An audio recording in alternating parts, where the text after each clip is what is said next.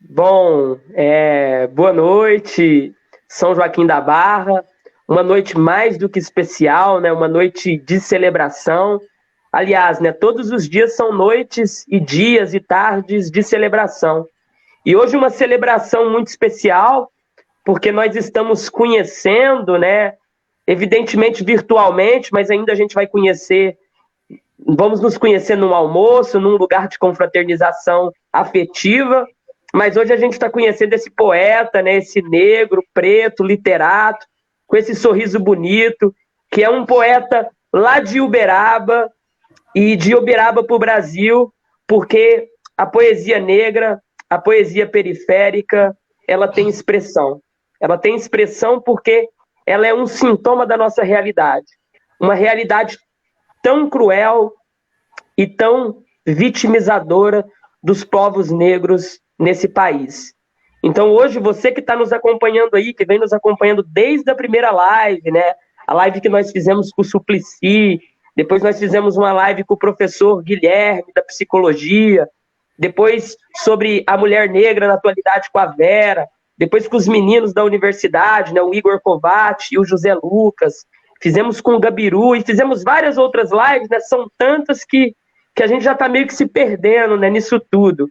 Mas hoje estamos aqui, mais uma vez, falando de cultura preta, de cultura da periferia e de poesia, de literatura. E para falar para os jovens de que tem jeito sim. Estamos aqui, eu hoje como professor, o Wellington como poeta, a Bia Verdu como professora. Como diz o nosso Mano Brown, 27 anos contrariando as estatísticas. Então a gente contrariou as estatísticas desse país. E nós estamos aqui.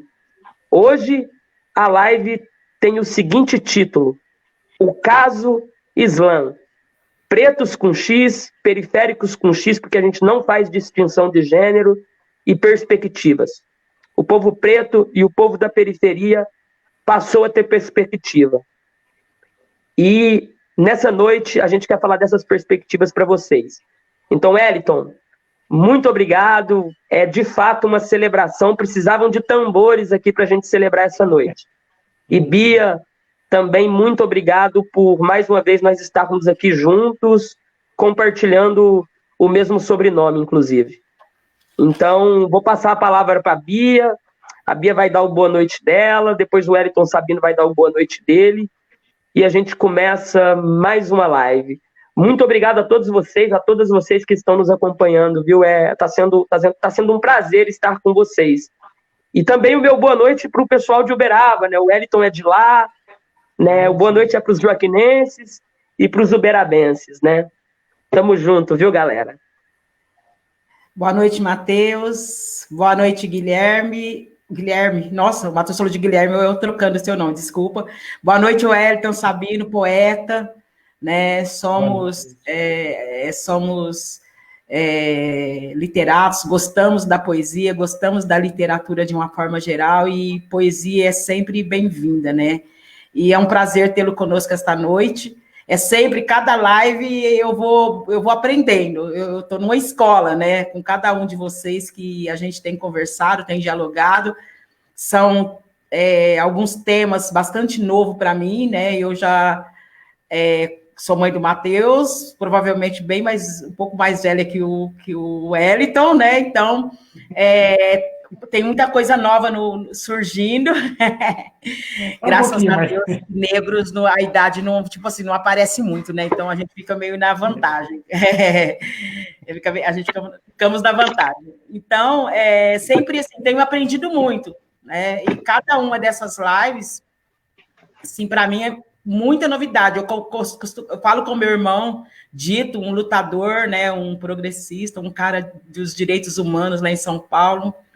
Né, você vai ter a oportunidade de conhecê-lo, uma figura assim exemplar, né? E eu falo para ele, Dito do céu, cada dia eu aprendo um pouco, assim, eu fico assim maravilhada, porque a gente vive, eu já estou no Zenta, né? Então a gente já viveu um bom tempo e muita coisa nova. A gente acha, às vezes as pessoas, às vezes tem gente que acha que já aprendeu tudo, e eu posso garantir que nós não sabemos tudo e não aprendemos tudo. Enquanto a gente estiver caminhando caminhando, nós vamos aprender dia a dia, e é isso que tem acontecido comigo em cada uma dessas lives que a gente tem feito. Muito conhecimento, e eu acredito que a galera que está assistindo, que está aí com a gente, também tem aprendido muita coisa. E o Islã, para mim, né, é uma novidade, a poesia, conheço a poesia, mas não conhecia esse, não sei se movimento, né, do Islã, eu não conhecia. O ano passado eu ouvi falar do Islã, que o Johnson, ou José Lucas, eu não sei como você o conhece, né, a gente chama ele de Johnson, então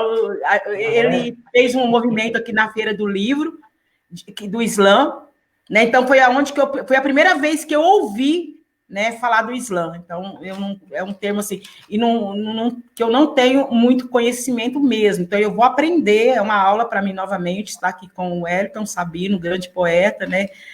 O Johnson falou muito de você para a gente, assim, então a gente ficou assim, maravilhado e querendo conhecer você logo e suas poesias. Né? Eu andei fuçando na internet, vendo algumas coisas, olha, deixa eu ver, né? Conhecer quem é o Elton Sabino. Né? Aí gostei do cabelo, eu falei, nossa, ele tem um cabelo da hora. Aí hoje você não tá com aquele cabelo que você. Eu falei, nossa! Mas enfim, né? É um prazer. Eu vou já deixei o meu boa noite para São Joaquim da Barra, para você, para o pessoal de Uberaba, para toda a galera que está ouvindo a gente aí, vendo a gente. E eu já vou começar direcionando uma pergunta para você. Depois você já entra no seu boa noite e a gente vai conversar sobre o Islã. E eu vou aprender muito aí com você essa noite, acredito eu. Né? Tá, como eu disse para você, é tudo muito novo, né? Assim, é um universo assim que eu não conhecia, que eu não tinha, ainda não tinha tido contato nenhum, e passei a ter o ano passado, quando o Johnson fez a Feira do Livro com o pessoal, até onde tinha um pessoal da universidade, um pessoal daqui de São Joaquim da Barra, vieram outras pessoas, e teve aqui em São Joaquim da Barra uma participação deles na Feira do Livro. Né? Então, foi, assim, para mim, novidade.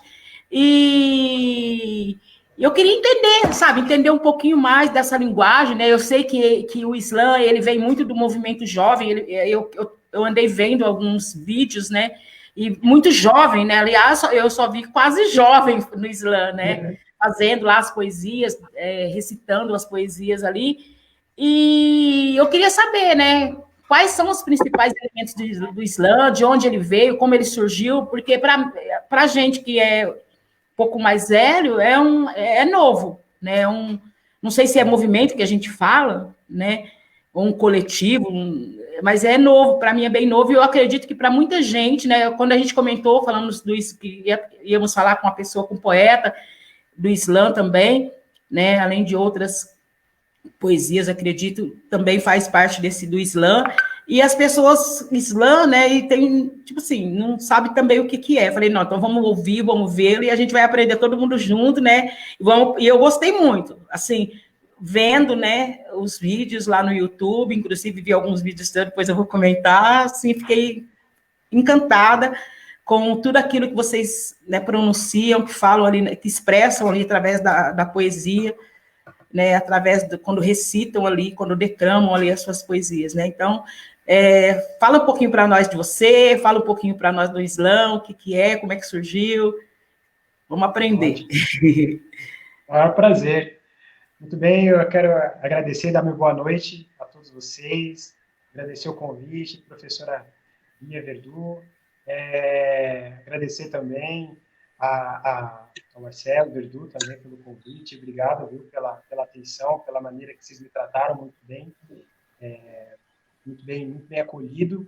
Agradecer também a cidade de São Joaquim da Barra, onde eu fui muito bem acolhido. Não vejo a hora de voltar, né, quando acabar, passar todo esse processo. Faço questão de voltar, fazer um sarau, estar junto com o pessoal de Joaquim da Barra. Vocês falaram do Johnson, eu conheço o Zé Lucas, né? É meio doido isso. Não, é meio doido. A gente chama ele de Johnson sempre, né? Mas a gente sabe que o nome dele é José Lucas. Para nós, chamar de José Lucas às vezes é estranho.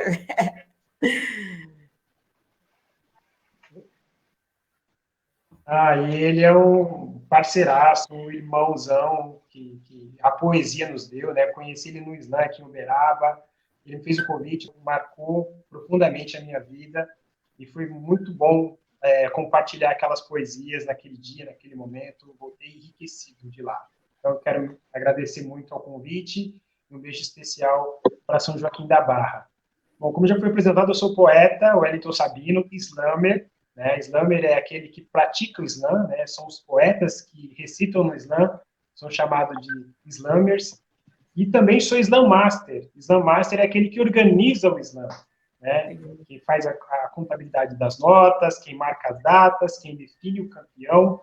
O Islã, apesar de que você disse, né, que viu muita gente jovem transitando pelo Islã, falando no Islã, mas o Islã ele existe desde os anos 80, na verdade. Ele começou em Chicago, lá nos Estados Unidos, e foi trazido para o Brasil pela grande apresentadora e poetisa Roberta Estrela Dalva. Ela trouxe o movimento do Islã aqui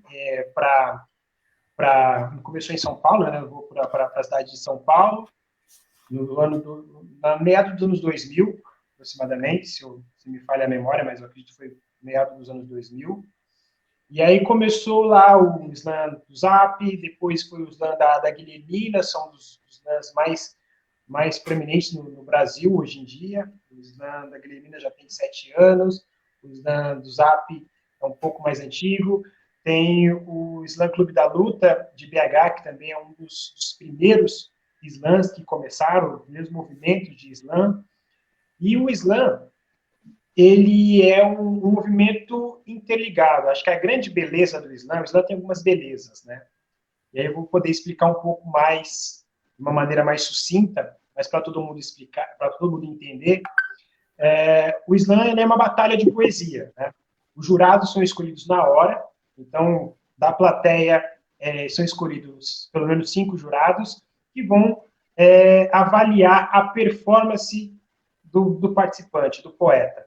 Ele não avalia necessariamente a poesia, porque não é necessariamente a proposta do Islã avaliar quem é o melhor poeta, porque a poesia ela é muito subjetiva, né?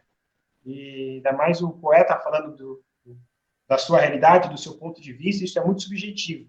Então, o que é votado é a forma que essa poesia chega até o ouvinte, a performance desse poeta. E foi percebido isso, que à medida que quando se fazia o Islã, isso chamava muito a atenção das pessoas, né? Atraía público, porque todo mundo queria saber quem ia ser o campeão da noite, quais seriam as poesias apresentadas, e esse é o grande chamariz do Islã. E o Islã ele é um movimento interligado, mundialmente interligado. Então, todas as cidades o Islã está em todos os estados do Brasil hoje, todos os estados do Brasil fazem o Islã. Cada Islã ele vai tirar um representante para que participe do Islã estadual. Então, no final do ano, tem o Islã estadual, e aí cada estado vai mandar o seu representante para o Islã BR, que é o Campeonato Nacional de Poesia, que vai sair um representante do Brasil, que vai para a França, e lá disputa-se a Copa do Mundo de Poesia, né, com representantes de todos os países, né? Tem Japão, Israel, Estados Unidos, Inglaterra, são diversos países, e nessa competição, a cada ano acontece a eleição do melhor Islamer do mundo. E qualquer pessoa pode participar, e qualquer Islã, desde que siga as regras, né, esteja devidamente cadastrado, linkado com o Islã estadual, tem a condição de participar. Também uma das belezas do Islã, né? Qualquer pessoa pode sair da periferia e, através da palavra, da sua manifestação, chegar até a França e representar o seu país com a sua verdade, com a sua poesia. Essa é uma das belezas do Islã. Nossa, poxa, que bacana, ô Wellington. Você sabe que em São Joaquim da Barra, né, eu acho que você participou do sarau que foi organizado ali pelo coletivo e acho que foi feito na Feira do Livro. Eu não pude participar desse porque estava em viagem, mas nós organizávamos saraus coletivos naquela mesma Praça 7 de Setembro. E a proposta era uma proposta muito parecida com o Islã, porque nós tínhamos uma estrutura muito, muito restrita de equipamentos, embora o Islã não tenha estrutura nenhuma, né? O Islã é no gogó, e na poesia, e na performance, mas a gente tinha uma estrutura porque a gente queria incorporar, né, músicos, a gente queria incorporar outras demonstrações artísticas, e a gente fez vários saraus. E era uma coisa muito curiosa, porque o pessoal achava que não daria ninguém nos saraus em São Joaquim.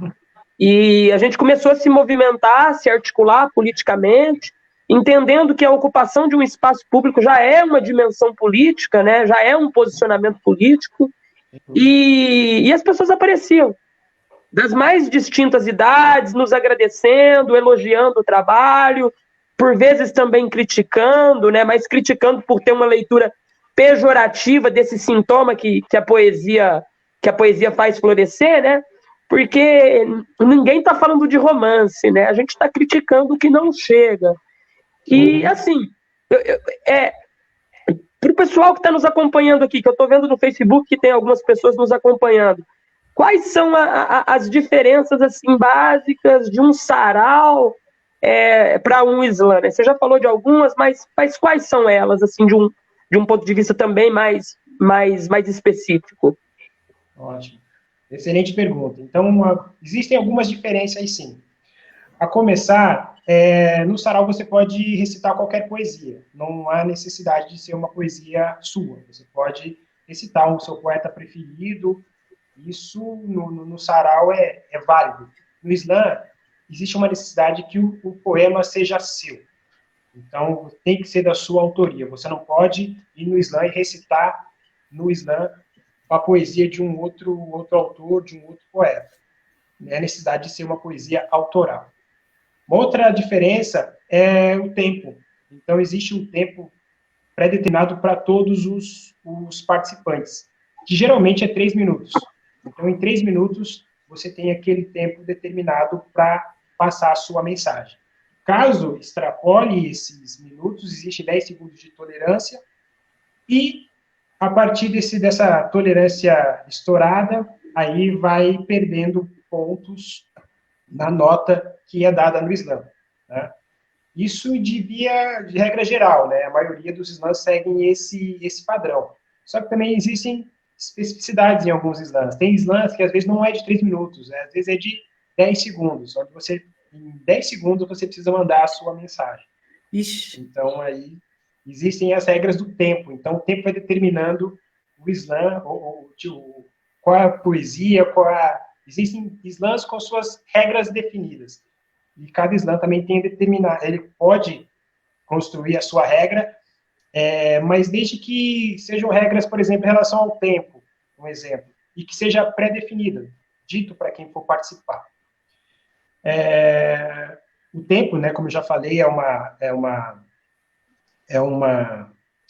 diferença, e tem a questão da nota também, né? No sarau é uma apresentação livre dos artistas, e o sarau, o Islã, ele tem essa nota, né?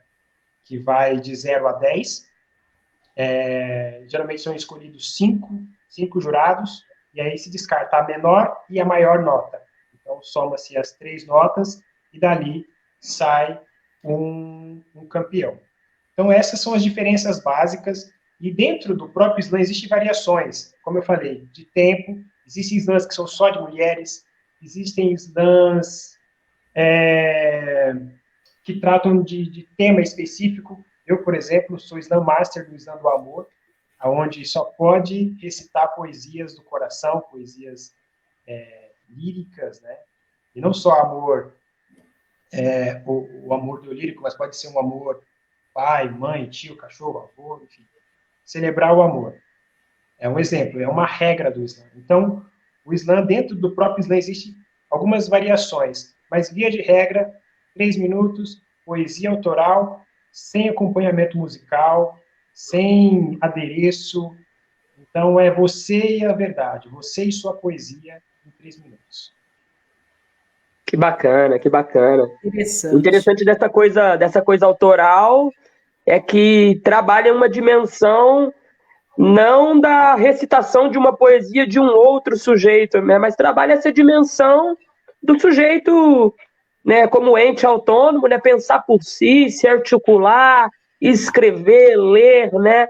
Eu tenho visto os Slam Masters, né, falando, poxa, precisa estudar muito, né?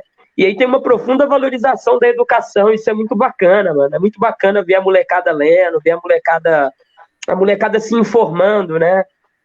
Mas é isso, eu acho que a Bia quer falar também.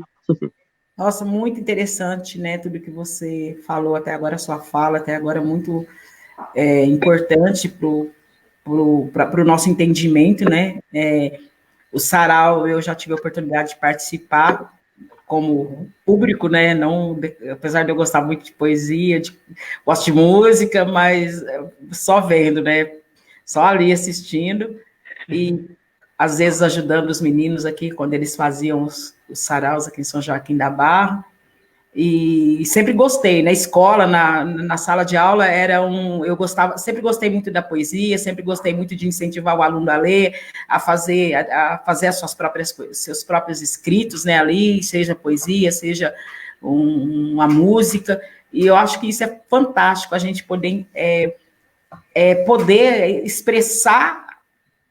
nos expressar através daquilo que nós escrevemos, né? Expressar o que nós estamos sentindo, expressar aquilo que está acontecendo na sociedade, isso é muito interessante.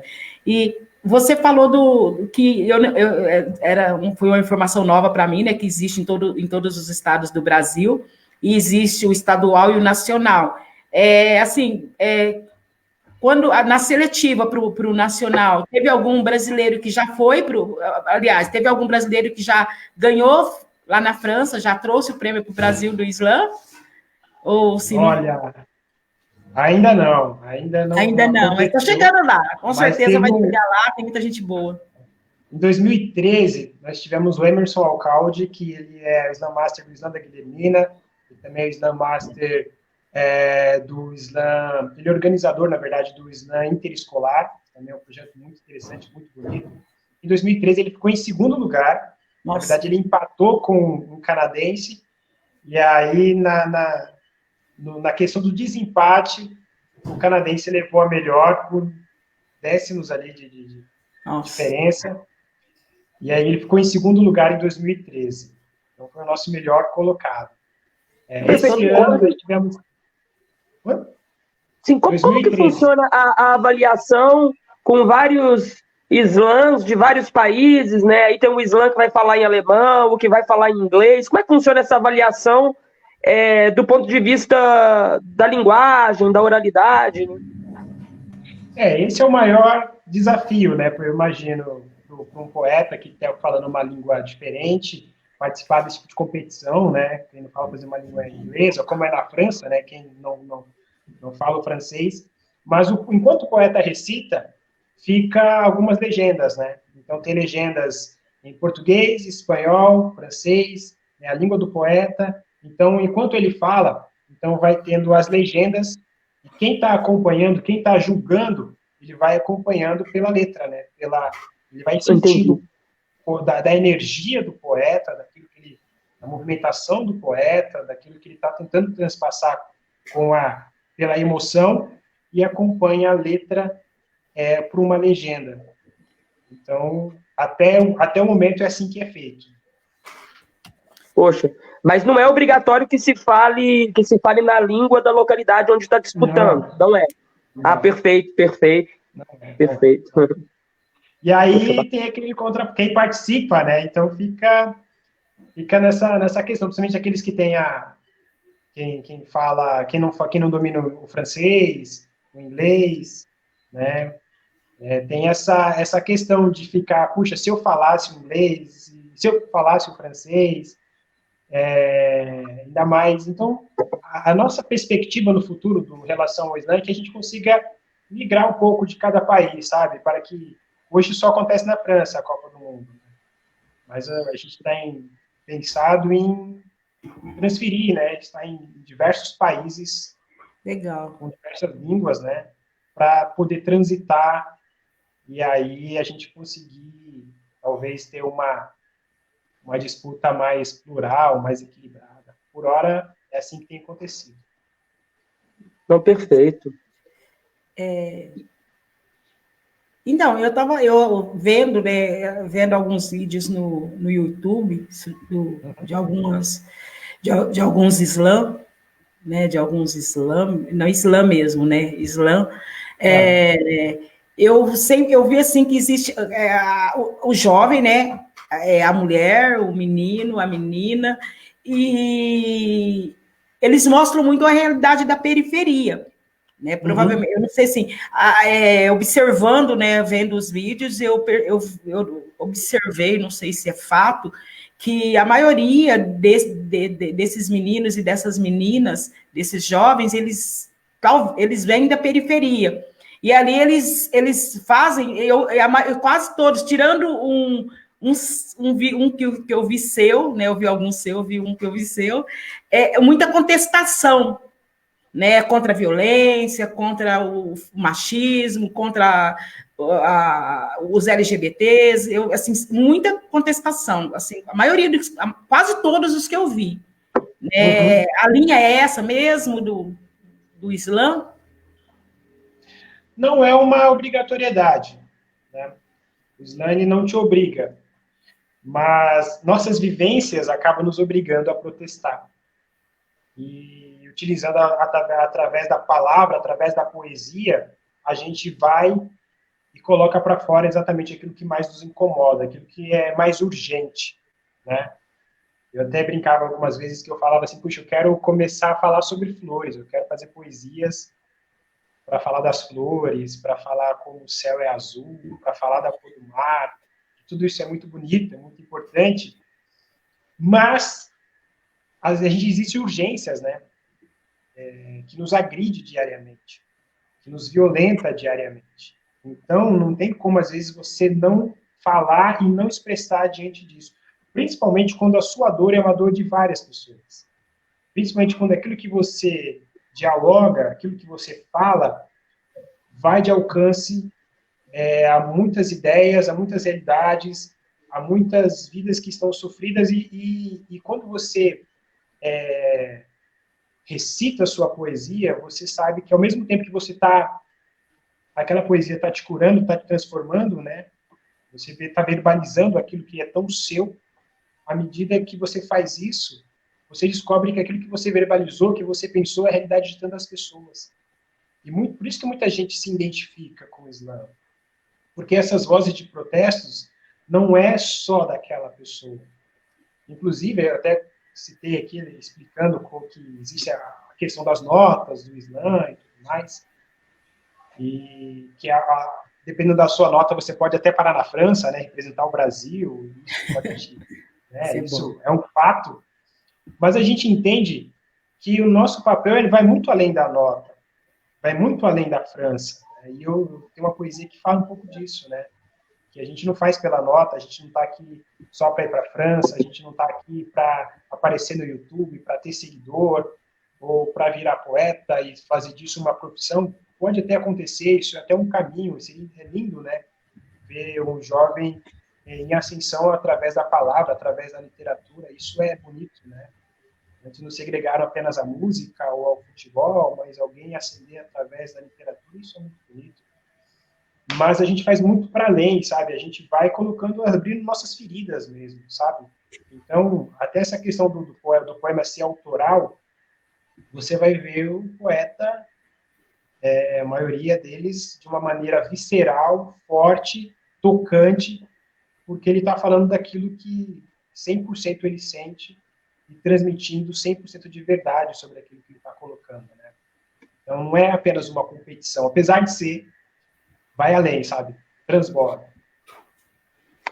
Poxa, bacana, ô Sabino. O Johnson, né, o José Lucas aqui, salve pro José Lucas aí, meu parceiraço também, irmão, tá falando aqui, ó, transborde poesia.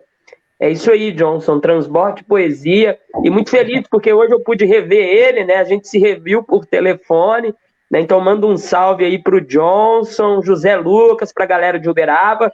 e pro Diguinho, mano, Diguinho de São Joaquim da Barra, Preto, Quebrada, que também é um mano muito firmeza, que ajudou por muito tempo a organizar o sarau em São Joaquim. Né, o José Lucas está aí dizendo, ó, te admiro demais, o Wellington Sabino, né? Eu diria sábio Sabino, viu, Johnson? Admiração é mútua.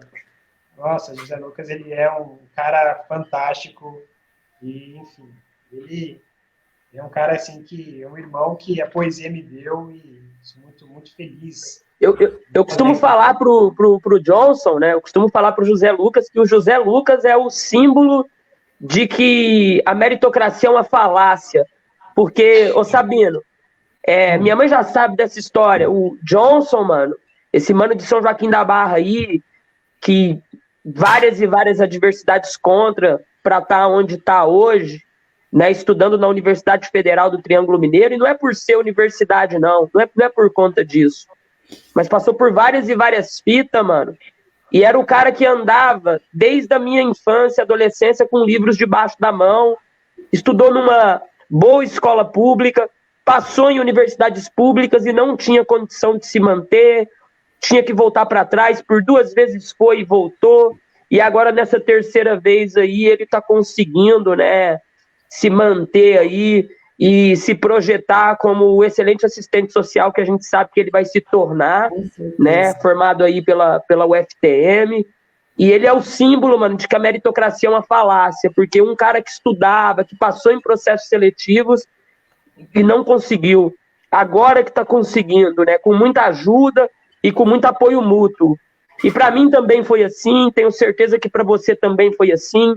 Para minha mãe aí, a Bia Verdu, lá na década de 80, né, a gente fala, pô, uma preta se formar na década de 80, pô, tá difícil hoje em 2020 se formar, tá difícil hoje, imagina em 80, né? Então, só satisfação. Por isso que eu tenho que começar a live falando que nós é bonito, que os pretos é bonito, porque ninguém fala que a gente é bonito nunca, cara. Entendeu? Ninguém acha a gente bonito. Sim, sim. E é isso, né? Vamos continuar aí. E o José Lucas está dizendo aí, vocês são minha admiração. Você também, irmãozão. Você é... A gente tem maior consideração por você, mano. E... Sensacional. Isso aí, Johnson, meu filhão. Falo pro Johnson que ele é meu filho, né? Eu adotei ele, assim, literalmente. Ele sabe disso. Né? Eu tenho uma, assim... Gosto muito dele. Tenho uma admiração pelo esforço que ele tem feito, que ele faz, né? E ele sabe que a mãe está aqui, se precisar puxar a orelha, a mãe puxa. A mãe está aqui, né? A família está aqui junto. O Wellington, então, eu vou citar, eu vou só para a gente falar, só para a gente falar dessa questão da contestação. Eu não sei se é porque eu vi muito, eu estava vendo aqui o Islã das Minas, não sei se você já viu. Foi um dos primeiros que eu entrei no Facebook, falei, vou procurar Islã, vou ver o que ele tem a oferecer. Aí eu ouvi, nossa, as meninas que falam lá, né, no Islã das Minas, a contestação delas contra o machismo, contra essa questão né, literalmente do machismo mesmo, da mulher como objeto, da mulher como sendo, tipo, as pessoas, né, né, eu fiquei assim, cara, eu fiquei assim, literalmente cara com a fala dessas meninas, né, tão novas, meninas, assim, novas, né, periféricas, pretas, né, e falando ali com tanta propriedade, com tanto conhecimento histórico, porque, assim, você não faz você não escreve lá uma poesia para você declamar no Islã, ou seja, em outro movimento, se você não tem nenhum conhecimento. Assim, aí você escreve...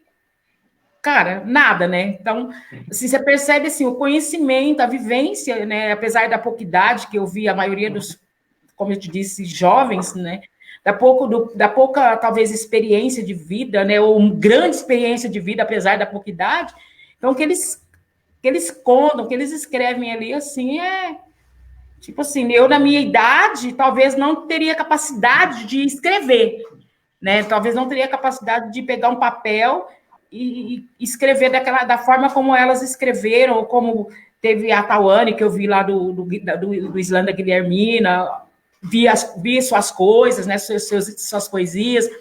Cara, eu não talvez, eu não sei se eu teria capacidade, né, talvez na poesia, no Islã, para falar do contexto histórico que cada um vive, da forma como é falado no Islã. Cara. Eu fiquei, assim, admirada, entusiasmada, né, saber que tem jovens aí fazendo isso. Isso é bonito mesmo. Deixa eu emendar uma questão, você me permite, Wellington? Né, ela falou tudo isso que ela disse agora, eu queria emendar uma questão que eu acho que converge para isso que ela pontuou, né? Você vê que tem uns islãs que eles têm, diríamos assim, esse espírito mais contestativo e de apresentar os problemas sociais de um ponto de vista crítico, e bastante severo, bastante fulminante. E tem outros islãs, né? Eu pesquisei, né? Uberaba tem 2 islãs. O Islã que você é Islã Master é o Islã do amor. E assim, me parece novas formas de alegria, né? Novas formas de celebração.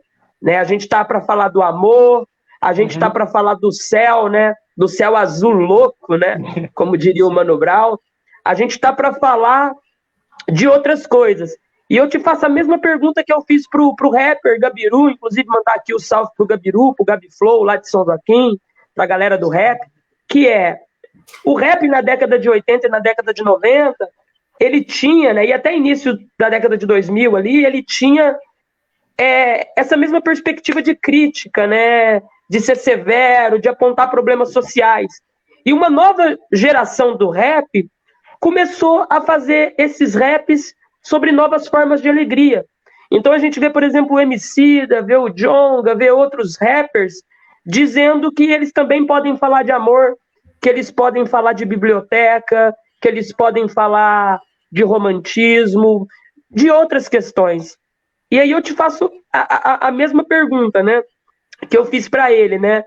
O que mudou, né? Eu particularmente acho que as duas expressões são muito válidas, né? Tanto a crítica como a gente falar de novas formas de alegria. Inclusive, eu acho que a gente precisa inventar novas formas de alegria, e eu acho que o Islã é esse espaço, né? A invenção de novas formas de alegria, né? E essa coisa de ser um quilombo urbano da oralidade. É isso que é o Islã, um quilombo urbano da oralidade. Concordo, perfeito. E eu acho que essa é uma pergunta tão ampla, que nos abraça de maneira muito interessante, porque existe e sempre vai existir a necessidade da gente protestar, da gente questionar e de, às vezes, falar coisas que a gente não fala, que muitas pessoas às vezes não falam, e às vezes a gente vem com uma poesia crítica, uma poesia dura, e aí alguém pergunta, mas peraí, essa poesia às vezes é muito dura, né? Esse teu linguajar, a tua expressão às vezes é muito dura, só que a vida, a realidade das pessoas é dura, de igual modo. Então, às vezes, muitas pessoas podem até se assustar com uma poesia, mas nunca vai se assustar com um caso de racismo que aquele poeta viveu e com aquela referência que ele está dando. Então, o fato de protestar sempre será necessário. Agora, se a gente também parar para pensar que nós somos, vamos chamar assim, as personas não gratas da sociedade, nosso fato de estar vivos já é um protesto, sabe? Apesar que, porque já tentaram nos extinguir de todas as formas, né? Já fizeram política para que nós não existíssemos mais, então só o fato de existirmos já é uma luta. O fato de, como você já começou a live aí, dizendo que os pretos são bonitos, isso é uma ação de resistência. E o homem, a mulher preta, manifestando amor, manifestando afeto, isso é um ato de resistência. Porque o homem nunca foi colocado, principalmente o homem preto, né, muitas vezes, nunca é colocado nesse lugar de cuidador. O homem preto é sempre visto como aquele que é alcoólatra, que é desempregado, enfim, vários estereótipos, né, até virilidade. E quando a gente fala de amor, a gente às vezes eu vejo isso, o nosso amor, como um ato de protesto também, sabia? Quando a gente grita lá no nosso Islã, o nosso lema do Islã, o amor é revolucionário. Então, quando o preto se propõe a amar, a falar de amor, você até falou aí fazendo a comparação do rap dos anos 80, 90, que mudou, como o Emicida, Djonga, o próprio Mano Brown, hoje em dia, ele canta, celebra também esse lado, e é Sim, importante, como uma forma até crítica e política. E se você me permite, né, eu queria recitar uma poesia nesse momento, que vai de claro, encontro com aquilo que você está falando. Porque é claro, uma por poesia, favor, por favor. é uma poesia que muita gente conhece já, né? Eu sempre recito essa poesia onde eu posso. É a poesia que eu fiz para minha filha. Ah, lindíssima. E eu vou recitar essa poesia agora, e aí depois eu falo um pouco, volto para fechar o link que você abriu aí, dessa Não, questão da. perfeito, perfeito. E aí a gente une as coisas, né? Liz, minha filha mais velha. Desejo que ame seu cabelo, que dele tenha orgulho. Desejo que cante e celebre o dia 25 de julho. Desejo que seja forte, mas que também seja amável, que seja frágil, sem ser vulnerável. Desejo que responda a alturos preconceituosos e que saiba que para cada palavra ofensiva haverá milhões de abraços afetuosos. Desejo que não desista, que não se intimide com esse mundo racista e que reúna pessoas boas ao seu redor. Filho, eu desejo que você aprenda essa poesia de cor. Quero te ver crescendo ouvindo MC Sofia, mas desejo que você saiba quem foi Simonal, Timaya e Luiz Melodia. E que não te falte referências, seja na TV, na moda ou na NASA, mas que a maior referência você encontre em casa. Desejo que seja sincera, honesta e leal e que nunca aprenda a pagar o mal com o mal. Desejo que olhe para o céu, que escolha uma estrela e descubra que é por você que ela brilha. Desejo que olhe para o espelho, que encontre semelhanças e se alegre por ser minha filha. Desejo que tenha personalidade, que não acredite em tudo aquilo que o povo lhe diz, que não esqueça a sua força, a sua história, a sua raiz. Desejo que seja linda, sonhadora e feliz. E desejo que você saiba que é você a poesia mais linda que eu já fiz. Desejo que cresça e floresça como a flor que você é, minha linda, eterna, amada flor de lis. Isso. Que lindo. Parabéns. Lindíssima, lindíssima. Qual o nome E dela, Wellington? Liz. Liz, que lindo, que lindo. Lindíssimo. Ela deve ter um orgulho imenso, né, de ouvir o pai declamar. Nossa. Eu acho que assim, essa é uma poesia, para minha filha, é uma poesia, né, que em relação ao pai e filho, mas ao mesmo tempo eu vejo essa poesia como uma poesia política. Política no sentido de ela vem confrontar aquilo que o estereótipo já programado da sociedade vem impor. Porque eu cresci sem pai, né? Eu tive essa realidade de não ter o pai presente, como a realidade de vários outros, né? Então, aquilo que eu desejo para minha filha, aquilo que eu tento levar para minha filha, não tem muito a ver com aquilo que eu recebi. Eu estou tentando ser o pai que eu não tive. Essa é a minha luta. Então, e aí, se a gente começar a parar e pensar em várias perspectivas dentro da própria poesia, quando eu falo que ela tenha referências, que ela consiga olhar para o passado, que ela consiga enxergar a sua raiz, né, que ela enfrente esse mundo sabendo que esse é um mundo machista, que é um mundo racista, é uma poesia política, é uma poesia de encorajamento, é uma poesia que remete à luta, que eu quero que ela olhe para o espelho, que ela se reconheça, que encontre semelhanças. Eu falo da presença, aquela referência que ela encontra em casa, né? Que é muito... Então, assim, eu vou tratando de forma lírica, mas eu estou tratando de um assunto que precisa ser tratado, principalmente quando o homem não é visto nesse lugar, principalmente o homem preto. E é sempre colocado como o ausente, nunca é associado o homem preto com cuidado, como se o homem preto não fosse. Então, essa é uma maneira de a gente começar a quebrar essas coisas, porque não é só a poesia que é política, o nosso corpo ele é político, a nossa mentalidade ela é política, a nossa vida ela é uma vida política, nossas atitudes elas direcionam a quem está ao nosso redor. Então, por isso é necessário a gente usar esses espaços, principalmente o espaço do Islã, onde você tem 3 minutos para você colocar o teu coração ali. E esses 3 minutos, a intenção é que revolucione a vida dos seus participantes e, a princípio, a minha própria vida, né? Quando eu ouço minha filha ouvindo Simonal, quando eu vejo minha filha ouvindo MC Sofia, quando eu vejo ela gostando do cabelo dela. Então, eu estou vendo a cada dia que passa, quando ela vai crescendo, eu estou vendo essa poesia incorporando na nossa vida, sabe? Então, é mais do que só os 3 minutos, a pontuação, né? O slam, ele transcende algumas coisas, a poesia transcende algumas coisas. Então, não sei se eu respondo a sua pergunta, mas a gente está olhando para outras coisas agora, eu acredito, né? Tinha aquele momento de contestação, e sempre vai haver, e toda vez que a gente falar de amor, também vai ser uma poesia de contestação. Sim, perfeito, Wellington. E muito bonito, né? Um beijo aqui, um abraço para Liz, para Flor de Liz. E a Sara Beatriz está comentando aqui, ó, linda poesia, linda mesmo. Eu já tinha escutado já. Eu também. tinha escutado você, acho que recitando ela, acho que o primeiro vídeo seu que eu vi, acho que foi em Paraty, ali no sul do Rio de Janeiro. O Almério Barbosa aqui confirma também, né? Raiz africana presente. Também somos bonitos, guerreiros e inteligentes. Valeu, Almério, está nos acompanhando grande aí. Almério é meu filho lá de São Paulo. Um negro grande lutador que está na luta sempre. Porque antigamente nós éramos só vistos como esforçados, né? A gente não era visto como inteligentes, como capazes. Não. Muito pelo contrário, né? Muito pelo contrário, eu achava sempre nos achávamos incapazes, né?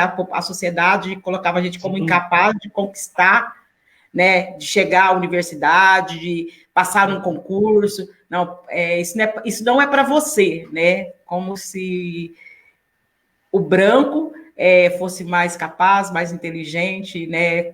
Em todos os sentidos falando.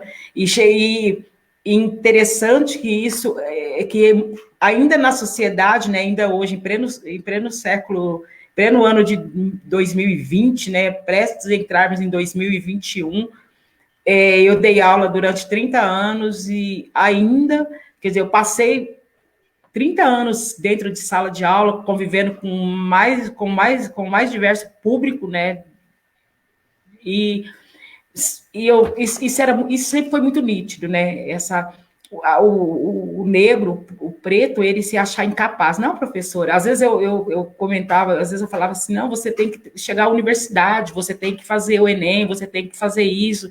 Porque eu sempre incentivei meus alunos a estudar. Eu falava, cara, vai estudar, porque é aquilo que meu pai colocou para mim, né? Somos periféricos, pobres e negros. Então, meu pai falava, vai estudar.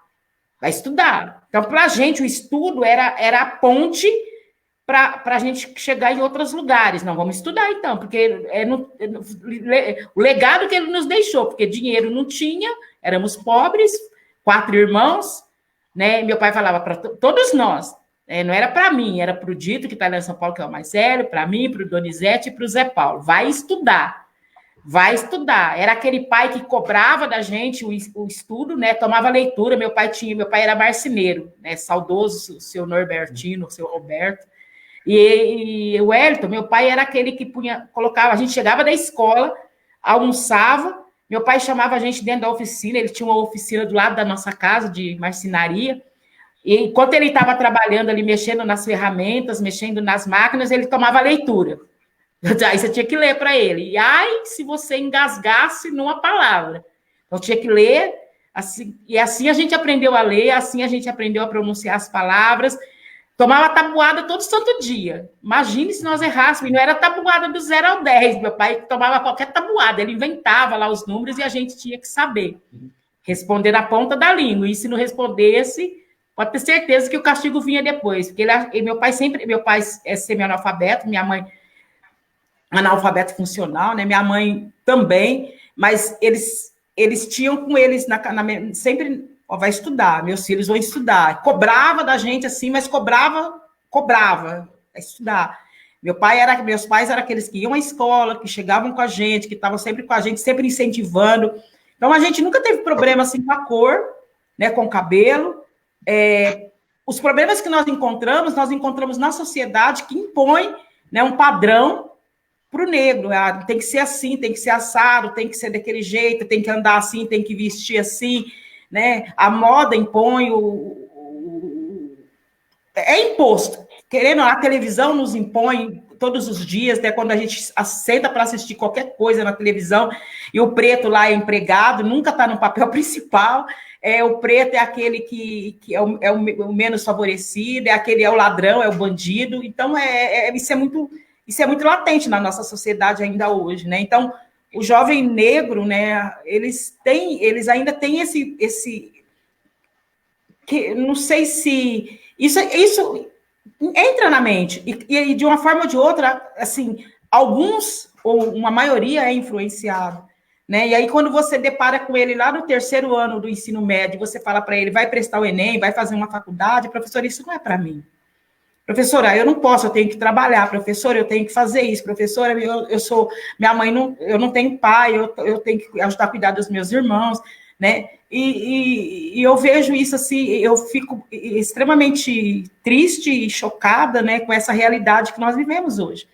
Porque, infelizmente, isso ainda é imposto. A menina que não gosta do cabelo que é cacheado, que tem que alisar o cabelo, que tem que passar o alisante, a chapinha, para ficar o cabelo liso. A menina que quer fazer, né, fazer de tudo para mudar, né, o estilo dela, para que ela seja reconhecida lá na escola, para que ela não seja a diferente da turma, né, igual quando eu cheguei à faculdade, e na minha sala tinha uns 40, 45 alunos, era uma grande sala de aula, e negros, tinha eu e uma outra menina, que inclusive era de Uberaba, eu já pelejei para lembrar o nome dela e não consigo me lembrar, né, mas era uma negra assim, muito bonita, de cabelinho bem curtinho, e a gente tinha muita amizade, né, e ela também se formou como professora de história na época, não tive mais contato com ela, mas creio que ela também deve ter lecionado, deve estar aí caminhando na vida dela, mas você vê que é muito difícil a gente chegar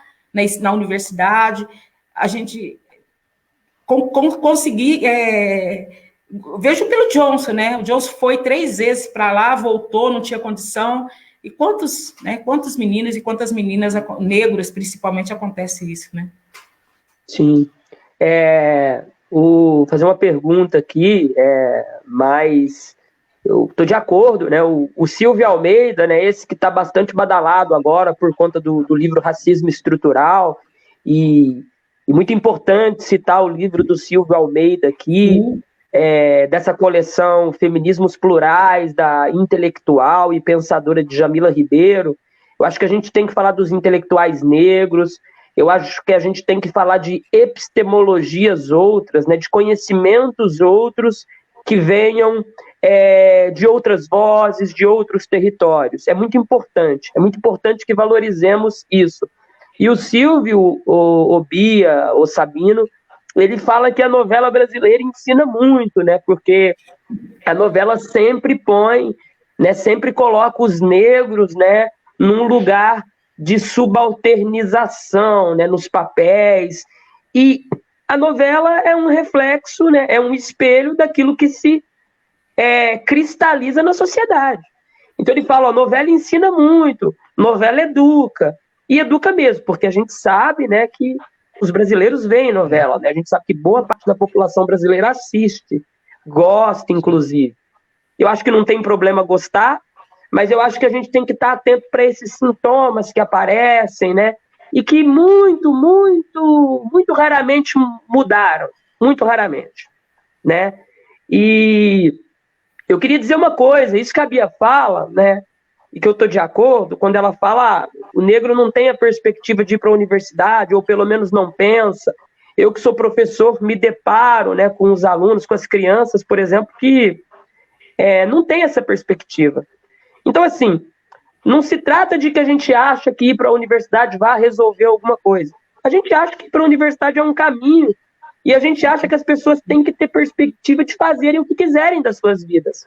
Eu tenho vários amigos que são trabalhadores, amigas, que estão fazendo qualquer outra coisa da vida e se dando muito bem sem ter passado pela universidade. E ótimo.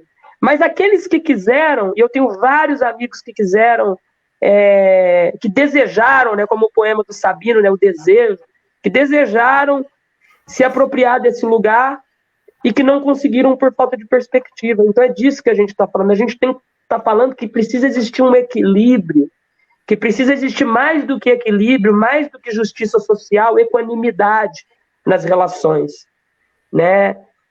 A gente não está falando que a universidade é o espaço da utopia, não se trata disso. Não. Mas se trata de, se as pessoas quiserem, se o povo negro quiser, que ele possa conquistar aquilo que ele quer, como outras pessoas conseguem, né?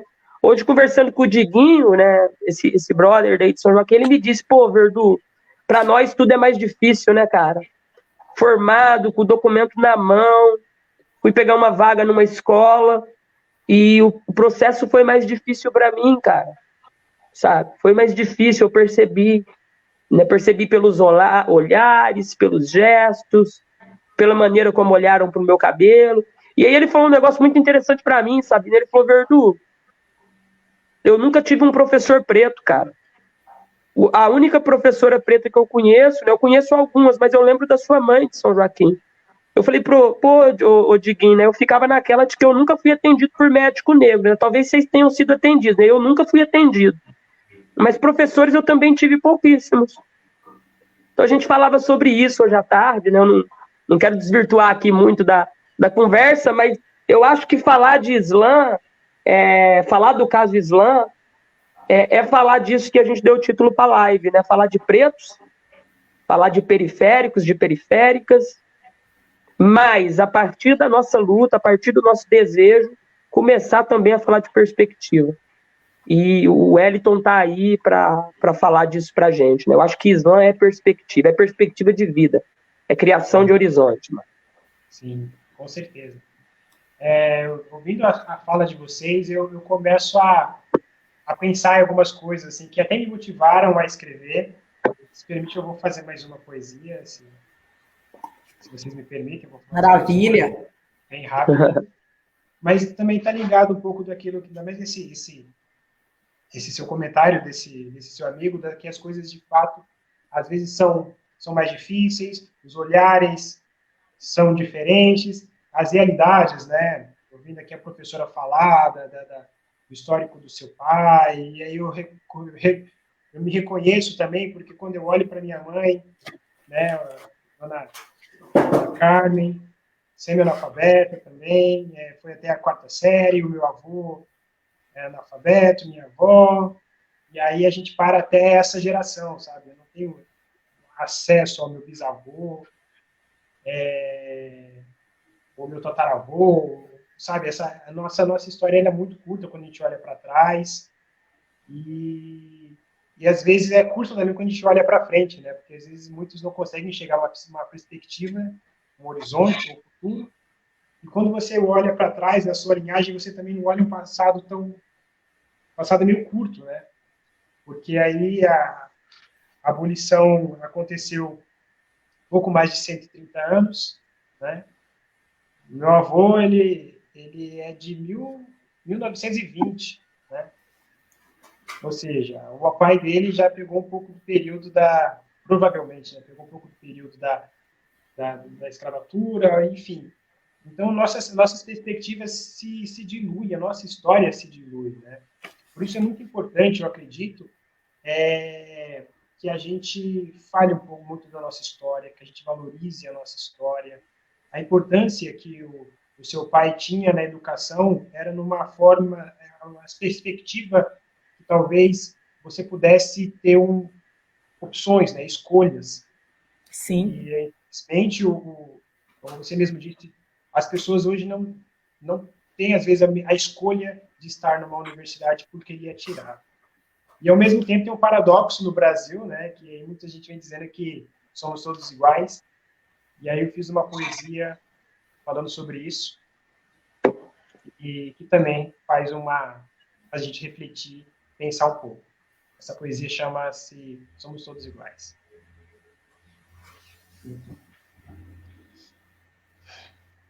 Me disseram que eu não deveria fazer poesias com temas raciais porque, afinal de contas, somos todos iguais. É a mesma consistência no sangue, mesma textura dos ossos, os mesmos órgãos vitais. Somos todos iguais, biologicamente, iguais. Mas é estranhamente que é o sangue do negro que escorre primeiro pelas calçadas, depois das batidas policiais. Somos todos iguais perante a lei, porque perante o cacetete é a pele preta que sempre apanha mais. Somos todos iguais, mas só os negros africanos foram expostos em zoológicos humanos pela Europa como se fossem animais. E você me diz, somos todos iguais, mas não fomos os alemães, nem os japoneses, e muito menos os italianos que trabalharam escravizados no Brasil por 400 anos na mira de um capataz. Todo mundo diz, somos todos iguais, mas na história idolatra os portugueses e bandeirantes que foram assassinos e assaltantes e negam a minha história, a minha cultura e a memória dos meus ancestrais. Muita gente diz, somos todos iguais. Eu te pergunto, até quando? Até a igreja dizer que o anjo é branco e loiro e preto é a cor de Satanás? Nós somos todos iguais, mas para ter o trampo reconhecido tem que trabalhar e ser melhor 1, 2, 3, 4, 5 vezes mais. Enquanto isso, o slogan Black is Beautiful virou hashtag de papel higiênico preto para limpar tantos boçais, que insiste em dizer que somos todos iguais. Mas os olhares não são iguais. Os tratamentos não são iguais. Os salários não são iguais. Quer saber do que mais? Cansamos de frases cordiais. Quer saber do que mais? Nós não queremos ser iguais. Queremos igualdade, equidade. É diferente. Se for para ser igual, que seja igual nas oportunidades. Se for para ser igual, que seja igual ao número de negros e brancos ocupando os lugares nas universidades. Se for para ser igual, que seja igual no direito, no respeito e na dignidade. Então, toda vez que você ouvir essa frase, somos todos iguais, vai ser uma chance para você parar, pensar e refletir um pouco mais. Então, eu vou te deixar pensando.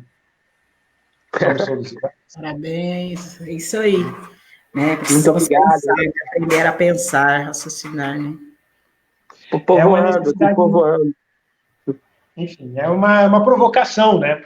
Para a gente refletir e pensar historicamente, né, tantas diferenças e tantas desigualdades, que não foram diferenças e desigualdades que aconteceram, foram fabricadas essas desigualdades, né? Então, a favela não é um projeto, né? A favela não é um acaso, a favela é um projeto. O homem negro incriminado, hoje a cada 23 minutos um homem preto morre, isso foi pensado lá atrás, né? E a pobreza do homem preto, da mulher preta, enfim, isso foi projetado, né? Com vários processos de embranquecimento, de higienização, e o próprio preconceito, o racismo, né? A democracia racial e tantas outras coisas. Então, tudo isso é projeto. Então, dizer que depois de todos esses processos, dizer que somos todos iguais, sem olhar as diferenças, né, os abismos que existem entre nós, é um contrassenso. Por isso a gente tem que pensar, né, fazer as pessoas pensarem. Sem contar que fala que as pessoas dizem que é tudo coisa da nossa cabeça, né? É coisa da sua cabeça, né? É coisa da sua cabeça. Né? A gente quem dera fosse coisa da minha cabeça, né? Mas infelizmente não é coisa da nossa cabeça, né? As coisas acontecem aí. Tanto é que a gente teve tantas manifestações contra o racismo, né? Evidente aí na televisão, nos noticiários, por conta, né? Todos pretos, tinha foi um branco, né? Da história que aconteceu aí, né, foram todos negros, né, a menina de São Paulo, o rapaz lá dos Estados Unidos, o outro menino que levou o tiro, que caiu do andar lá do prédio, lá em Fortaleza, né, todos negros, né, e aí é coisa da nossa cabeça, não é coisa da nossa cabeça, a gente sabe que existe e não somos todos iguais, né, não somos todos iguais. Às vezes eu já ouvi falar assim, mas se por dentro, se virar do avesso, como você disse, se virar do avesso, é todo mundo igual. Realmente, se virar do avesso, né, somos todos iguais, mas aí ninguém vai nos virar do avesso, né? Então a gente tem que viver e buscar essa equidade, buscar essa reflexão sobre essa questão, porque a gente precisa continuar, né, a nossa caminhada, né? Não, e falando historicamente, né, historicamente, nos reviraram do avesso, né, Sim, e Sim. pela ciência, eles tentavam provar que havia diferenças, que o cérebro do negro era menor, que era uma... coisa absurda. Enfim. Há uma legitimidade, né? A ciência, né? Na maioria das vezes, a ciência ela está sempre associada a um projeto político também, né? Quando o Eliton fala no começo da live, a Bia fala de que, olha, não dá para se isentar dessa dimensão política, porque viver em sociedade é exercer o sujeito político, né? Nas relações, nos estabelecimentos. E a ciência também, né? A ciência se define pela política, né? A ciência engendra a política em si. E a ciência, ela legitimou essa cristalização de uma prática racista, né? A ciência foi quem disse, olha, eu consigo legitimar, eu consigo provar que os negros são inferiores por conta do tamanho do cérebro, que negros com certa altura ou com certo corpo são mais propensos ao roubo, que mulheres com quadril negras um pouco mais amplo são mais tendentes à prostituição, né? Então, assim, uma série de a gente poderia chamar de besteiras, né? Mas que são práticas recentes, né? São práticas do século XIX, não tem 200 anos que a medicina, né, amparada na fisiologia, dizia isso, sabe? E é interessante o que o Wellington fala, porque o racismo é um projeto. A raça é uma invenção. A raça é uma invenção, né, que cristaliza a subalternização de determinados povos, né? No caso da América, que recebeu um contingente absurdo, né, estratosféricos de negros vindos da África, o racismo se estabelece para com o negro. Mas em várias outras localidades do mundo, você tem várias práticas racistas contra etnias, né, contra os muçulmanos, contra os asiáticos. Então, o racismo E uma coisa que o Silvio Almeida deixa muito claro, que a gente tem que ter claro, que é isso que o Wellington está falando, que a Bia está falando, é que o racismo é uma prática. E por ser uma prática, ele é exercido cotidianamente. O racismo não é uma abstração que existe em algum lugar e as pessoas são racistas. Não, o racismo ele é praticado. O racismo ele é praticado quando eu estou em São Joaquim e todas as vezes que eu estou em São Joaquim, a polícia me para. Bom, não é... Eu não imagino que seja por qualquer outra motivação, senão a motivação de raça. Eu não imagino. Eu não imagino, né? Então, ser chamado de foragido, ou chegar nos lugares, né? Eu imagino que vocês passem por isso também, e ser sempre mal atendido, né? E aí a gente precisa, né? É uma coisa curiosa, né? A gente precisa dizer o que a gente é, né? O que a gente fez, para que as pessoas possam nos atender bem. Ah, não, mas eu sou um professor, eu sou uma pessoa que faz pós-graduação em tal lugar. Aí o atendimento ele tem uma inflexão, né? Ele tem uma mudança, né? E, assim, eu particularmente há muito tempo parei de falar o que eu sou, né? Até porque eu não sou nada, não sou absolutamente nada, mas a gente quer ser atendido com respeito, sabe? A gente quer que essa cristalização, essa subjetividade racista se isente, sabe? Que as pessoas nos atendam com respeito, com educação, porque é isso que a gente merece, né? Também. Né? Então eu sei que vocês passam por isso, né? Por isso aqui um pouco dessa emoção de uma história que é cotidiana e que aí a gente pode estudar, a gente pode se formar, a gente pode ser economicamente bem-sucedido, como eu tenho pessoas na minha família que são economicamente bem-sucedidas, né? Meus tios aí que se resolveram, que estudaram, são pretos, mas não deixam de sofrer racismo, viu, Wellington? Eles sempre falam para mim, nossa, eu achei que quando eu chegasse nesse lugar, isso iria parar de acontecer. E não para. Não para, né? Tenho várias histórias na família, né? Então é uma noite para a gente pensar, né? Para a gente refletir, e refletir a partir desse lugar da elaboração, né? Você que está aí nos ouvindo, né? Não é coisa da nossa cabeça, né? Não é coisa da nossa cabeça, né? É uma prática. A gente vive isso cotidianamente. E queria dizer que foi uma noite muito agradável, viu, Wellington? Bia. A gente está encaminhando agora um pouquinho para o final, né? Geralmente aqui nossas lives duram em torno de 1h30, né? E eu queria passar para vocês aí, para vocês fazerem algumas considerações finais, né? E pedir indicações, né? O Sabino tá aí, né? Inclusive gostei muito do nome, viu?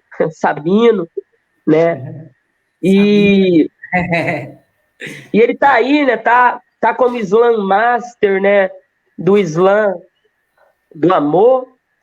E como a gente falou que o Slam do Amor é esse território afetivo, né? Esse quilombo urbano da oralidade que inventa, né? Em praça pública. Vocês fazem em praça pública, Wellington? A gente diversifica os lugares, né? A gente, às vezes... Então, cada edição é num lugar, agora tem que ser virtualmente, né?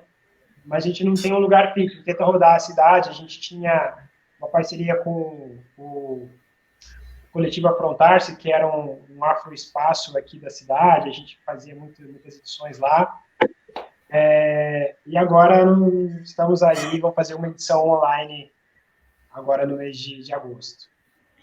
Poxa, eu quero participar. Também vou participar. As batalhas do Slam, só pra gente... As batalhas, ela quando você monta, quando você programa tudo, elas são anualmente, semestralmente? Como que elas acontecem assim? Tem uma data específica, nesse mês de agosto vai acontecer o Slam do Amor, né? Que é pelo Wellington Sabino. Bom, em condições normais, nós faríamos sempre o último domingo do mês, uma vez por mês. Aí a gente geralmente costuma fazer de 6 a 7 edições, né? E aí a gente vai separando o vencedor de cada edição, e no final do ano a gente faz uma finalíssima, né? Pegando só os campeões de cada mês, e aí eles participam dessa edição especial, para a gente ter um nome que a gente envia lá para Belo Horizonte, para ser o representante do Slam, o representante da cidade, e talvez, né, o representante do Estado nessa ocasião. A gente vai fazer agora algumas edições devido à pandemia, né, então a gente vai fazer 3 edições apenas, né, e agora vai ser no mês de agosto, setembro e outubro, e no mês de outubro a gente vai fazer a finalíssima, para a gente ter um nome para poder indicar lá para BH. Então, nesse ano, né, devido a tudo que aconteceu, a gente vai nos organizar para fazer uma versão online desse Slam. Legal. A gente está conversando ainda como vai ser, espero que dê tudo certo. Com certeza, né? Eu vendo as tuas poesias, você participou do Slam da Guilhermina, né? Era uma das perguntas que eu ia te perguntar, mas depois assistindo eu falei, cara, ele participou do Slam da Guilhermina, né? Que você já falou. Tem uns 7 anos, né? Há uns 7 anos ele existe ali em São Paulo.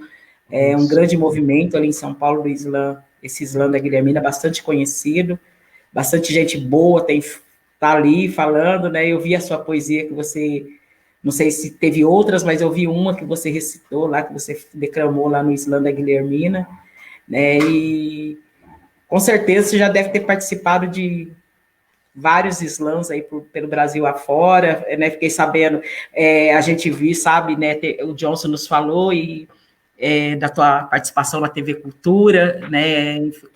Como sempre, poesia é cultura, e você esteve na TV Cultura. Então, a cultura, né? O negro, ele está difundindo também, ele faz parte da cultura, ele, através da poesia, ele tem lá também o seu espaço, e cabe aos outros nos aceitarem, né? Que a gente está aí, a gente não abre mão do nosso lugarzinho, não, né? Do nosso espaço, né? Daquilo que a gente quer, a gente não abre mão, não, né? Não vai ser fácil. Não vai ser fácil nos tirar, né? Nos colocar de escanteio, não vai ser fácil, né? Deixa eu só dizer uma coisa, viu? Se eu não estiver enganado, e aqui a importância da gente valorizar a cultura negra, o povo preto, eu acho que hoje o Emicida vai estar no Roda Viva. Vocês falaram da TV Cultura. Eu acho que... Então, pessoal, hoje, Roda Viva, às 10 horas, Esse programa que é um programa que começou no período de redemocratização, né? Um programa muito bom da TV brasileira. Hoje, às 10 horas, o Emicida, que é esse rapper que fala da invenção de novas alegrias também, como o Wellington Sabino aí. E como o Islã do Amor, que é esse Islã, né? Que é esse território afetivo. Eu gosto muito dessa coisa de território afetivo, porque eu acho que a gente precisa trocar afetos, né? E eu acho que a gente, mutuamente, né, em apoio mútuo, a gente se potencializa, a gente potencializa a vida. Eu não tenho dúvida disso, né? É verdade. E eu fico muito feliz por essa noite. Que legal. Eu queria aproveitar também essa oportunidade, né? Até comentar aí sobre a indicação de um livro. E, se vocês me permitem, eu quero indicar o meu livro, que vai ser lançado. Sim, sim. Aproveitar aqui a oportunidade. Meu livro chama-se Do Tronco ao Enquadro. É um livro de poesias, são todas poesias autorais. Vou lançar agora em agosto, devido à pandemia. Vou ter a versão física do livro, é uma edição limitada, mas ter uma versão física do livro. E também estamos aí programando um e-book para poder chegar em outras pessoas também, que possam ter mais acesso a esse livro, que eu vou lançar pela editora Vinas Abertas, lá de BH. Provavelmente no finalzinho de agosto eu vou lançar aqui as datas, né, pelas redes sociais, mas em agosto sai esse livro de poesias, e também tem o livro da coleção Islã, que o Emerson Alcalde reuniu alguns poetas do Brasil e montou coleção Islã temático, né? E a coleção de Islã Negritude, eu faço parte dessa coletânea também, foi lançado pela editora Autonomia Literária, vale muito a pena ler, são 10 poetas de vários lugares do Brasil, do Amapá, Rio de Janeiro, Rio Grande do Sul, e eu representando Minas Gerais, estou nessa coletânea, que vale muito a pena ler. E o meu livro Do Tronco ao Enquadro é uma indicação e um jabá também, mas seria importante adquirir. Você tem ele aí para mostrar para a gente, Wellington? O Negritude eu tenho, e o meu livro ainda não chegou. O Tronco ficou pronto, eu já vi, a gráfica já mandou aqui o resultado, mas eu não tenho fisicamente aqui para mostrar. Eu tenho o Negritude, só que ele está um pouco distante de mim agora, eu tenho que ir lá buscar. Pode buscar lá para mostrar para a gente, se você não se importar. Tá, não me importo, não. Faço questão. Claro. Pessoal, vocês que estão nos assistindo aí, indicação de livro do Wellington Sabino, esse poeta, esse literato periférico, né, essa voz potente da periferia, que vai lançar um livro agora, em agosto, que se chama Do Tronco ao Enquadro. Inclusive, eu vou adquirir um desses livros, e a gente tem que valorizar a cultura preta, a cultura periférica, a gente tem que valorizar o povo preto. Aí o Wellington voltou, ó. Acho que ele vai mostrar o livro, o outro livro, né? Esse aqui é a coleção Islã Negritude. Organizado com uma diagramação linda, viu? Maravilhoso, maravilhoso. E eu estou aqui. É lindo esse livro, lindo, a diagramação incrível. Então, vários poetas aqui do Islã fazem parte. Tem Belpuan, de Pernambuco, foi para a França, representando o Brasil. Luz Ribeiro, de São Paulo, também esteve na França. Tem Patrícia Meira, uma poetisa maravilhosa de São Paulo. Cleiton Mendes, também de São Paulo, um poeta maravilhoso. Então, tem muitos... Aqui só poetas pretos discutindo a questão da negritude, poetas do Islã discutindo a questão da negritude. Eu fiquei muito feliz em ser escolhido com a minha poesia para contemplar essa coleção aqui. Então, a indicação é um sucesso de venda, né? Autonomia Literária, aqui a editora. Pode entrar no site. Conheço o pessoal da Autonomia Literária, viu? Um salve aí para essa editora independente de São Paulo, Autonomia Literária. Esteve conosco aqui num evento na Unicamp.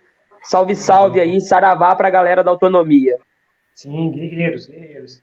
Então, esse projeto muito bonito, vale a pena conferir, chegar no site deles, adquirir esse livro, e em breve, do tronco ao enquadro, a poesia. Essa é uma poesia, o título da minha poesia, que também é o título do meu livro, e ele é maravilhoso, assim, porque, modéstia à parte, porque partes da poesia são capítulos do livro, e aí a gente vai discutindo a questão do jovem negro, da mulher preta, a gente vai falando sobre as dificuldades na questão social, enfim, é um livro que vai abordando desde o tronco até o enquadro. Só que dessa vez é o poeta que enquadra, né? Dessa vez o poeta chega no enquadro. Que perfeito, Wellington, que perfeito, que sabedoria no título, né? Um título bastante sintomático também, mas confesso que original, porque o enquadro aqui é revolucionário, né? A Sara Beatriz está perguntando por qual site a gente pode adquirir o livro. Bom, esse que eu citei, é o site da Autonomia Literária. Você pode adquirir pelo site. Eu vou estar lançando nas redes sociais o caminho para adquirir o meu livro, que será lançado agora em agosto. Então, a gente está fechando alguns detalhes aqui da logística. Em agosto, a gente vai fazer o lançamento. Estou até pensando em fazer uma live, quem sabe, né? Testando algumas poesias do livro. E aí, todos estão convidados. Perfeito, Wellington. Às vezes aí, poeta Wellington Sabino. Então, pessoal, é só adicionar o Wellington Sabino aí nas redes sociais, tanto o Instagram como o Facebook, e ele vai estar passando as orientações. Eu vou adquirir, viu, Wellington? Você já pode reservar negritude para mim, que eu vou ver de lhe enviar os valores, e você pode entregar para o Johnson traz para mim, para São Joaquim, quando ele vier. Meu também. Eu vou adquirir por conta da qualidade da poesia, da potencialidade da poesia. E é isso. Muito obrigado, viu, querido? Foi um prazer poder celebrar essa noite com você, que é uma noite de celebração. Eu fico muito feliz também com essa oportunidade. Quando eu fui buscar o livro lá, esse livro foi lançado, inclusive, na Flip, né? Lá em Paraty, onde eu fiz a poesia da minha filha. E lá teve o slam também, organizado pelo Museu da Língua Portuguesa. Né? E nesse slam, esse aqui é o troféu de campeão do slam da língua portuguesa. Na Flip. Maravilha. Né? Aqui o título aqui da Museu do Slam da Língua Portuguesa, o primeiro. Eu tive a alegria de ganhar esse slam. Eu fui lá, peguei o livro e falei, nossa, aí lembrei foi uma noite muito especial, estar na Flip, né, numa maior festa literária do país, representando a poesia, lançando esse livro e ganhando o troféu aqui com o slam. Então, só uma gratidão a tudo que a poesia tem me proporcionado até hoje, que fez essas pontes, inclusive conhecendo vocês. Só gratidão. Que coisa bonita, viu, Wellington? E só que falar para o pessoal de São Joaquim da Barra, né? A Flip é a Festa Literária Internacional de Paraty, como o Wellington colocou, né? É uma das festas literárias mais importantes do Brasil, se não a mais importante, né? Verdade. E é bonito, né? Bonito porque, assim, o Wellington, a gente está cheio de Miles Davis aí pelo Brasil, cheio de Muhammad Ali, cheio de Carolinas de Jesus, né? O povo negro está aí com a sua potência, com a potência da sua música, da sua arte, da sua criação, da sua inventividade, né? Da sua originalidade. E é muito...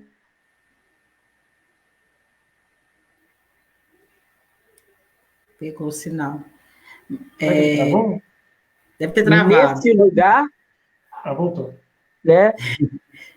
É muito bonito ver o povo preto, né? Que está colocado num lugar, numa engrenagem, para ser vítima da sociedade, conseguir subverter isso, né? Aqui, pessoal, se trata de revolução, se trata de subversão. Chegar onde a gente chegou, se trata de revolução, né? Não venham pedir para a gente fazer revolução, porque a gente já faz revolução todo dia. E faz muito tempo, né? Então, vocês que podem entrar no fluxo das nossas revoluções, que a gente vai fazer revolução junto, todo mundo, brancos, negros, unidos, né? Inclusive, uma discussão que está em pauta, né? De como os brancos, de como as brancas podem entrar na discussão do debate de gênero, do debate de racismo, de feminismo, machismo, etc, etc. Mas eu acho que a gente poderia ouvir as indicações da Bia para hoje. Acho que a gente podia terminar com uma poesia sua, né, Wellington? Depois eu queria também recitar uma poesia que não é minha, mas eu queria recitar. E acho que a Bia pode dar as indicações dela, trazer as indicações, a gente ouve uma poesia sua e depois eu dou os encaminhamentos finais, pode ser? Pode ser. Já nunca a gente escolheu a poesia, tá tudo certo aí. Estou vendo aqui. Beleza, vamos deixar, né? Vamos deixar ele. Prazer, alegria muito grande, uma satisfação enorme poder falar com você, Sabino, assim, noite de grande aprendizado para mim, com certeza enriqueceu o meu conhecimento, tudo que eu vi e ouvi aqui hoje, né, assim, poesias lindíssimas, era uma das minhas indicações, era a poesia que você fez para a tua filha, que eu falei, que poesia linda, que coisa linda, né? Ele, através da poesia, ele falando para a filha dele o que ela precisa, né? Para ser ela mesma, né? Ser ela mesma, não precisa se preocupar com a sua cor, com o seu cabelo, com a roupa que você veste, com a música que você ouve, com o som que você curte, é você, né? E você tem que ser respeitada dessa forma, né? E lindíssima, né? E entre outras que eu vi, mas a minha indicação também, né, o Wellington Sabino. Vamos lá, vamos entrar nas redes sociais do Wellington Sabino. Eu tive a oportunidade de entrar na rede social do Wellington Sabino, de ver, né, lá no canal do YouTube, ver várias coisas dele lindíssimas, né? Vi a poesia que ele fez lá no slam da Guilhermina também. Tem outros slam que a gente pode aí procurar e ver, mas eu deixo como indicação o Wellington Sabino, que eu fiquei extremamente encantada com as suas poesias, com tudo aquilo que você fala, que você expressa ali, através de cada uma delas, e é o nosso cotidiano, né? É o que nós vivemos no nosso dia a dia, e curtam lá o Slam do Amor, a live dele com o lançamento do próximo livro, que vai ser em agosto, estamos juntos aí, manda o convite, que a gente vai estar junto nessa live, né? Infelizmente, não vai poder ser fisicamente, no espaço físico, mas vamos estar com você aí, né, online, vamos adquirir o seu livro, Negritude. Achei lindíssima a capa, realmente, como o Matheus, a arte dela, lindíssima, né, e com certeza, grandes trabalhos aí, grandes coisas você vai fazer e a gente vai ter a oportunidade de conhecer, e que as pessoas aí curtam, sigam e assistam o Wellington Sabino, o poeta preto, né, lá de Uberaba, né, e foi um prazer, Wellington, foi uma alegria, Matheus, eu tô com saudade do meu filho, faz tempo que eu não o vejo assim, fisicamente, né, mas é uma alegria muito grande poder falar com pessoas assim, né, eu fico extremamente feliz, extremamente agradecida, né, gratidão mesmo, Wellington, gratidão, Matheus, Thiago, que está lá nos bastidores, sempre são meus filhos, né? O Matheus e o Thiago. Tenho 2 filhos, né, que eu amo e que ensinei para eles que eles têm que ser eles mesmos, aonde quer que eles estejam, né? Não se vitimizar com aquilo que as pessoas querem colocar, né? Eles têm aí, são homens de luta, guerreiros, pessoas que correm atrás dos sonhos, do que querem, dos ideais, e é isso que a gente tem que fazer. Né? Não importa o tempo, a hora, o momento, a gente tem que fazer. Né? Querer é poder. Eu gosto dessa frase, o Obama disse essa frase, né? Na época, quando eu comecei a falar, cara, eu comecei a pensar nisso, os outros falam que querer não é poder, e eu penso que querer é poder, né? Quando nós queremos, nós podemos, a gente vai, consegue, busca, corre atrás, e é isso aí, Wellington. Quero ter o prazer de conhecê-lo pessoalmente, né? A sua família, gratidão à sua esposa, suas filhas, você tem mais de uma filha, né? Eu tenho 2. Gratidão às suas filhas, né? A Liz e a outra? Isis. a Isis, gratidão a Liz e a Isis e a sua esposa, né, por te ceder para estar conosco, né, um momento que às vezes podia estar junto com a família ali e estar aqui com a gente conversando, né, então gratidão, foi um prazer tê-lo aqui conosco e nós vamos ouvir o Matheus e vamos te ouvir com a sua poesia aí, que vai terminar com a riqueza na nossa noite, né. Obrigado. Com você, Matheus. Eu acho que o Wellington pode recitar agora, aí eu termino, porque eu trago os encaminhamentos da próxima live. Ah, maravilha. Fechou. Com você, Wellington. Então, a poesia, né, essa poesia do Tronco em Quadro, que é o título do meu livro, que vai estar disponível pelo e-book e o livro físico agora no final de agosto. Assim. Quantos tratamentos diferenciados por não ser branco? Quantas vezes barrados na porta do banco? Repetidas vezes ouvimos parados, mãos para a cabeça, e somos convencidos que é normal que isso aconteça. Eu sou observado, vigiado e seguido em shopping desde que eu era criança. Vai aonde o neguinho? Pega o toque, chama segurança. Quantas lojas dão preço antes de dar o atendimento, porque minha simples presença deixa em choque o estabelecimento. Se o negro tem, é porque roubou. Se não tem, é porque não se esforçou. Quantos perfis eu não me encaixo? Quantos olhares me medem de cima a baixo? Do tronco em quadro são muitas porradas, muitas pancadas, mas é o mesmo estrago. De lá para cá, é o mesmo sentimento que traduz dor, humilhação e constrangimento. Por que é tão difícil parar de ser tão egoísta? Por que é tão difícil entender que o amigo negro não faz do branco menos racista? E quantos são os reacionários que não adianta nem discutir, porque para quem não está na minha pele, o meu desabafo é só mimimi. Mas quantos são os crimes de ódio por causa da cor? Quantos são os crimes de ódio por causa da minha cor? São milhões de vidas unidas pela mesma dor. Do tronco ao enquadro são muitas caras no chão, pouca oportunidade, zero educação. Do tronco ao enquadro são os meninos que sonham os sonhos, mas vivem os pesadelos. Do tronco ao enquadro são as meninas que desde cedo aprendem a não gostar dos próprios cabelos. Quantos descasos, quantas mazelas, das senzalas até as favelas, dos cafezais até os corredores de hospitais. Quantas barrigas e panelas vazias, tantas que não caberiam em todas as poesias. Da escravidão até a cultura da discriminação, os anos passaram, as feridas não fecharam e as revoltas só aumentaram. Do choro ao desabafo e tanta coisa para discutir, do tronco ao enquadro e tanta coisa para evoluir. Grato, Sabino. Muito bonito. Perfeito, cara. A gente fica feliz porque esse tipo de registro tá gravado e a gente vai repetir ele muitas e muitas vezes por conta de toda a potência da sua poesia, da sua manifestação, que é vivida, né? E a gente é muito feliz pela sua participação nesses diálogos com Bia Verdú, né? A gente sabe da importância, né? Muitas pessoas têm perguntado para a gente, né, o porquê, né? O porquê se candidatar, o porquê se filiar, o porquê esse envolvimento com a política.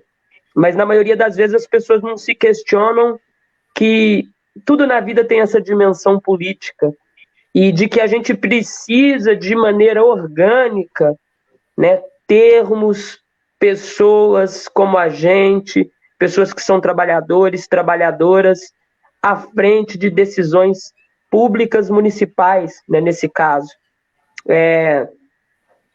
Falar um pouco de São Joaquim, ou da maioria dos municípios do interior de São Paulo, ou do Brasil, né, falar de currais eleitorais, aonde sempre mais do mesmo prolifera.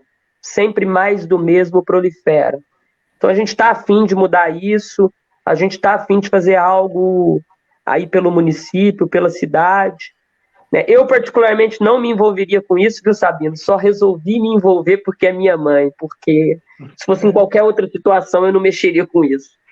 Mas é minha mãe, confio nela como mulher preta, e estamos juntos nessa luta, viu, Bia?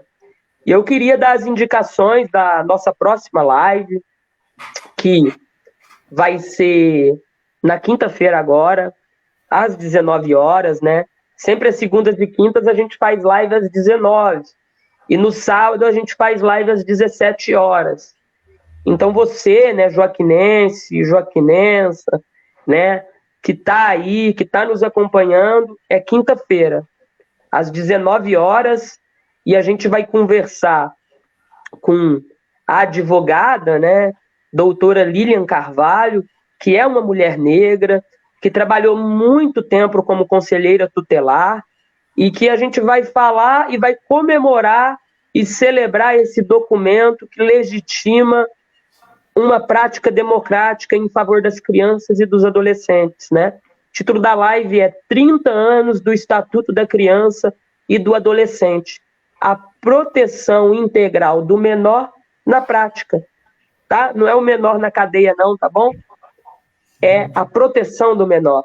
A gente precisa proteger as nossas crianças, proteger os adolescentes, e a gente precisa criar estrutura para que essas pessoas sejam assistidas, né?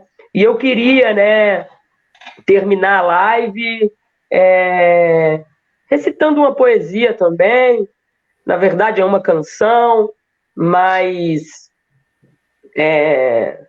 a canção ela não deixa de ser poética, né?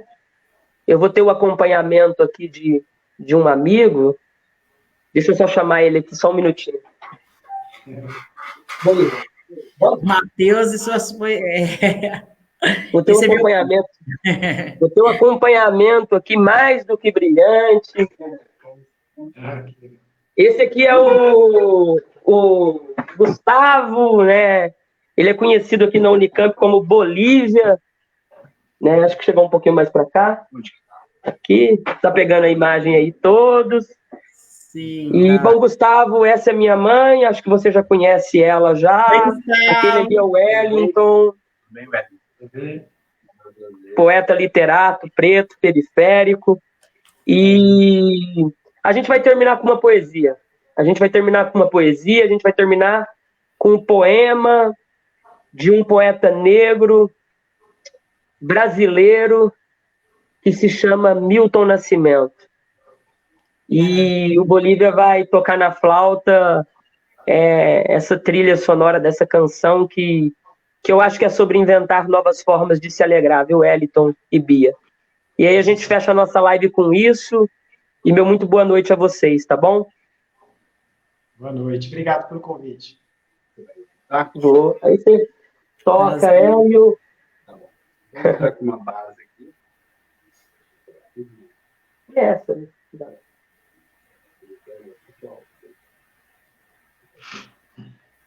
A que você tá tocando aquela hora agora é a flauta doce, eu posso pegar ela. Essa dá para tocar assim nessa?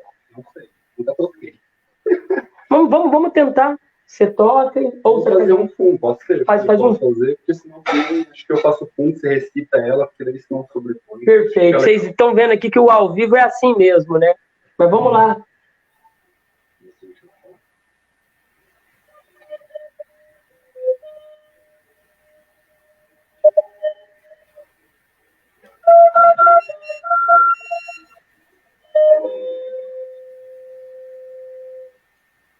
Água de beber, bica no quintal, sede de viver, tudo. E o esquecer era tão normal que o tempo parava. E a meninada respirava o vento até vir a noite. E os velhos, a ancestralidade, falava coisas dessa vida. Eu era criança, hoje é você, e no amanhã, nós. Eu era criança, hoje é você, e no amanhã, nós. Água de beber, bica no quintal, sede de viver, tudo. E o esquecer era tão normal que o tempo parava. Tinha sabiá, tinha laranjeira, tinha manga rosa, tinha o sol da manhã. E na despedida tios na varanda, jipe na estrada e o coração lá. Tios na varanda, jipe na estrada e o coração lá. E o coração lá. Boa noite, pessoal. Muito obrigado, viu? Boa noite. Boa noite. Muito obrigado.